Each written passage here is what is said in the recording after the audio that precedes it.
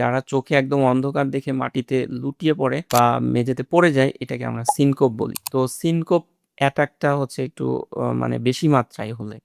তো এটা মূলত এটা প্রেশার অ্যাডজাস্টমেন্টের সময় বেশি লাগলে এটা হয়।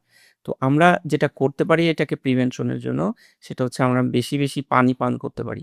এটা মূলত হয় হচ্ছে অনেক সময় ডিহাইড্রেশন থেকে কম বয়সী যারা তাদের মূলত হয় ডিহাইড্রেশন, অনেকক্ষণ না খেয়ে থাকলে এই জিনিসটা হয়।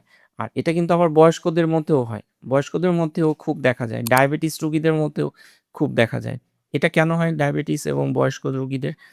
আমাদের এই শরীরের মধ্যে নার্ভাস সিস্টেমে একটা অটোনমিক নার্ভ আছে। যেই অটোনমিক নার্ভটা কিন্তু আমাদের এই প্রেশারটাকে অ্যাডজাস্ট করে। আপনি শুয়ে থাকলে যেটা থাকবে, বসলেও ওটাকে মেইনটেইন করবে, দাঁড়ালেও ওটাকে মেইনটেইন করবে। কিন্তু এই মেইনটেইন করতে তাদের এই পজিশন চেঞ্জের সময় এই যে প্রেশারটাকে অ্যাডজাস্ট করা, এটা কিছুটা তাদের সময় লাগে। অটোনমিক নার্ভাস সিস্টেম দুর্বল থাকলে কিন্তু এই অ্যাডজাস্টমেন্টটা করতে অনেক সময় লাগে। তখন কিন্তু প্রেশার যদি এই একটা বয়স্ক মানুষ বসা থেকে যখন দাঁড়াবে তখন কিন্তু তার প্রেশারটা অনেক বেশি নিচে নেমে যাবে এবং তখন কিন্তু সে একদম চোখে অন্ধকার দেখে একদম মাটিতে পড়ে যায়।